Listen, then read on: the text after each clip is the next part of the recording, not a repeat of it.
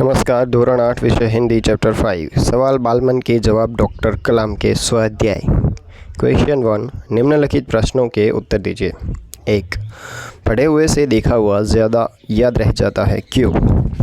देखे हुए दृश्य का चित्र मस्तिष्क में ज्यों का त्यों अंकित हो जाता है।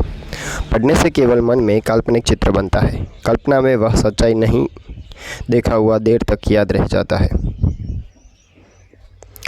2, भाषा के विषय में डॉक्टर कलाम ने क्या बताया? डॉक्टर कलाम ने माध्यमिक शिक्षा की पढ़ाई मातृभाषा में की थी। कॉलेज की शिक्षा अंग्रेजी थी। कलाम के विचार कॉलेज की पढ़ाई मातृभाषा में होनी चाहिए।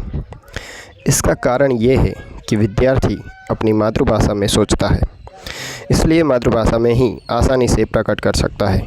फिर भी विश्व के दूसरे देशों से संपर्क कायम करने के लिए वे अंग्रेजी का ज्ञान आवश्यक मानते हैं। 3, चिराग जैन डॉक्टर कलाम से क्या पूछा? चिराग जैन ने पूछा कि आज देश के सामने सबसे बड़ी समस्या क्या है? डॉक्टर कलाम ने उत्तर दिया कि भारत को सन 2020 तक एक विकसित राष्ट्र बनाना और 1 अरब से अधिक नागरिकों को सुखी बनाना ही आज देश के सामने सबसे बड़ी चुनौती है। 4, राष्ट्र विकास में महिलाओं का क्या योगदान है? राष्ट्र विकास में शैक्षिक और औद्योगिक प्रवृत्तियों में आज महिलाएं सब में हिस्सा ले रही है। सशस्त्र सेनाओं में भी पुरुषों के समान ही महिलाओं की भी नियुक्ति होती है। देश की तीनों सेनाओं में पर्याप्त महिला अधिकारी है। विभिन्न उपकरण में महिलाएं काम कर रही है। इस प्रकार राष्ट्र विकास में महिलाओं का बहुमूल्य योगदान है। 5, किसी भी देश के लिए सेना का महत्व क्या है? सेना किसी भी देश का मुख्य अंग है। सेना शत्रुओं के आक्रमण से देश की रक्षा करती है। देश में कहीं दंगे होने पर उसे दबाती है। देश में आतंकवादी घुस आए तो उसे सेना निपट लेती है। देश में बाढ़ या भूकंप आया हो तो सेना संकट में पड़े लोगों को सहायता करती है। इस प्रकार बाहरी या भीतरी संकट में सेना ही देशवासियों की रक्षा करती है। क्वेश्चन 2, मुहावरे का अर्थ देकर वाक्य में प्रयोग कीजिए। जी तोड़ मेहनत करना, बहुत मेहनत करना। 10वीं कक्षा में उसने जी तोड़ मेहनत की है। महारत हासिल करना, योग्यता प्राप्त करना। कंप्यूटर में उसने महारत हासिल कर ली है। क्वेश्चन 3, रूपरेखा के आधार पर कहानी लिखिए। किसी गांव के बाहर स्वच्छ पानी नाला था। थोड़ी दूरी पर एक घर था, उसमें ब्राह्मण परिवार रहता था। ब्राह्मण, ब्राह्मणी और एक बच्चा। ब्राह्मणी ने एक नेवला पाल रखा था। नेवला स्वामी भक्त भी था। एक दिन ब्राह्मणी नाले से पानी भरने के लिए बाहर गई। घर में छोटा बच्चा अकेला था, वह सो रहा था। ब्राह्मणी ने नेवले को समझाया कि वह बच्चे की ओर जाने लगा। नेवला ने सांप देखते ही सांप पर टूट पड़ा। सांप को मारकर वह घर से बाहर आया।